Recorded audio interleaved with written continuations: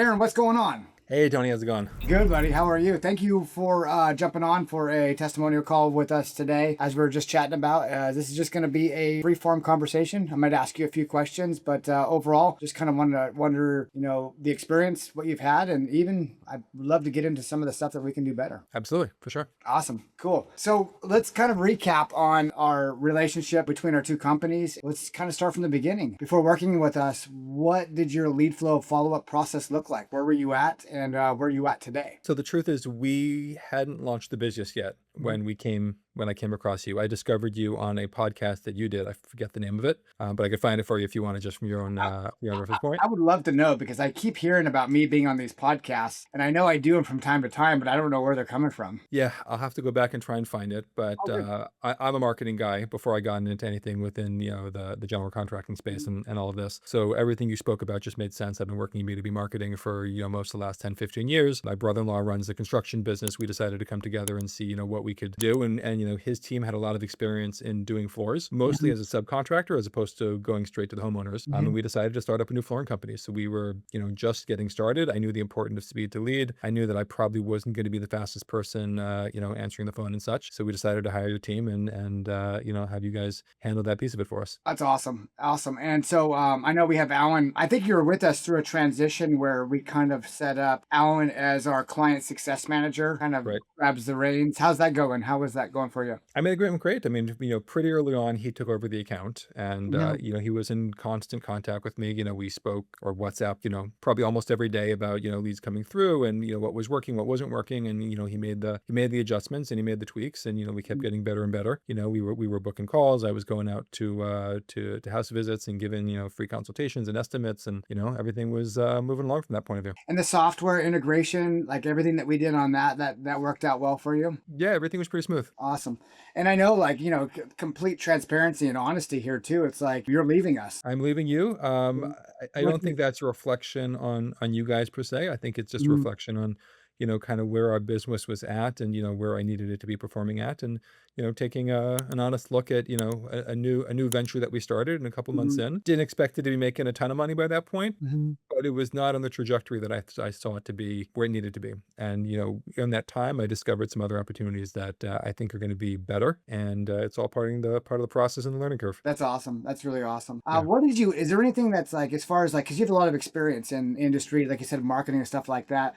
What really stood out to you in our processes of lead management? I know we preach a lot about our three pillars: lead flow, lead management, and sales process. How did those processes work for you in your experience and then us implementing something into your business? So starting from the end, I mean, sales process, I'm not sure where what you guys did fit into the sales process as opposed to, advising me on how to, keep my lead flow up.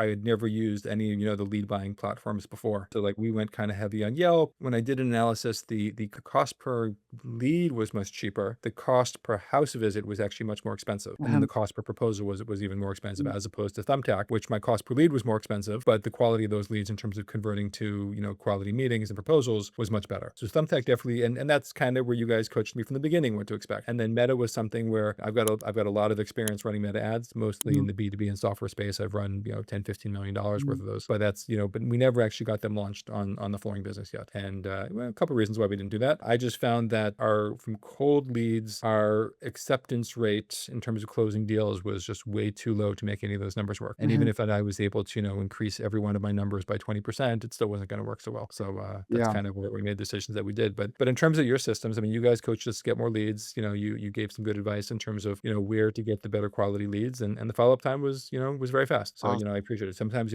I basically tried to always race you guys. So I had the apps on my phone. And if I saw a lead come in, I was going to reply as fast as I could also. And sometimes I beat you, usually after hours. But then during the day, you guys were always very fast. Even if I was, just 3 minutes, you guys had sometimes already answered, which was great. That's fantastic. That's awesome. Yeah, I find that when we get involved in sales processes, it's typically somebody that's been, because we know the big metrics, right? If you're getting 100 leads and you're booking 20% of them and we can bump you to 40, right?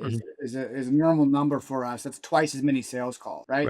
And then we get a really good sales calls metric. And it's like, hey, how do we incorporate setters into sales call? And how do we set up the client for success? Meaning that what questions do we ask? Like, what are the big objections that maybe aren't coming through that we can address on the setting call? Because Mhm. it's quite, we try to make it as quite as personable as possible. So I think you are right. Not think you're right. We never really got a chance to get there with Right. you. If you had another flooring or home service company that was skeptical about what we do, what would you tell them you wish you knew before you started working with us? Well, I guess the first thing that I would say is, and I was right at the beginning, is that from what I saw, your team does what you say you're going to do. Mm. So your team responded to the leads fast. They got back to people and they booked those meetings. That's what I heard you guys to do, and that's what you did. Where there's some business problems, yeah, but that's on my side. That's not your responsibility. So what do I think people should know is, from my experience, as short as it was, is trust you guys.